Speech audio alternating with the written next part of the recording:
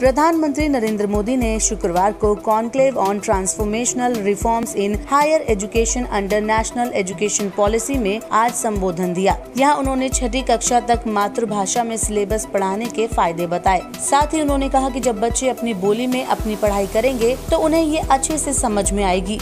इसे लेकर उनकी रुचि बढ़ेगी और आगे चलकर उनका हायर एजुकेशन में बेस मजबूत होगा। इसके अलावा पीएम मोदी ने आगे बोलते हुए कहा कि शिक्षा नीति में पिछले कई सालों से कोई बदलाव नहीं हुआ, जिसकी वजह से लोग भेड़ चाल में चल रहे हैं। नई शिक्षा नीति में लोगों को पैशन की जरूरत है, इससे शिक्षा का स्वरूप बदलेगा। एक वर्षों से हमारे एजुकेशन सिस्टम में बड़े बदलाव नहीं हुए थे।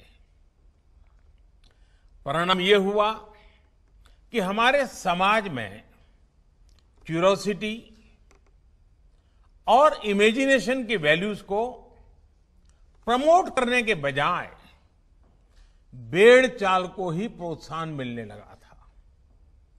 कभी डॉक्टर बनने के लिए होड़ लगी, कभी इंजीनियर बनाने की होड़ लगी, कभी वकील बनाने की होड़ लगी।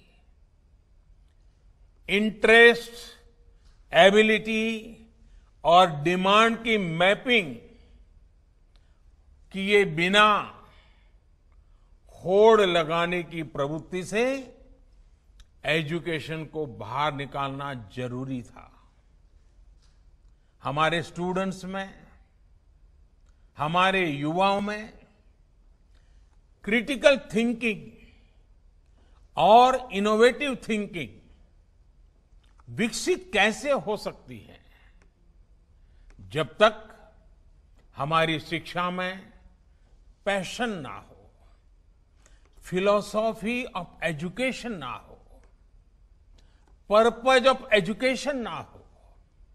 साथियों, आज गुरुवर रविंद्रनाथ ठाकुर की पुण्यतिथि भी है।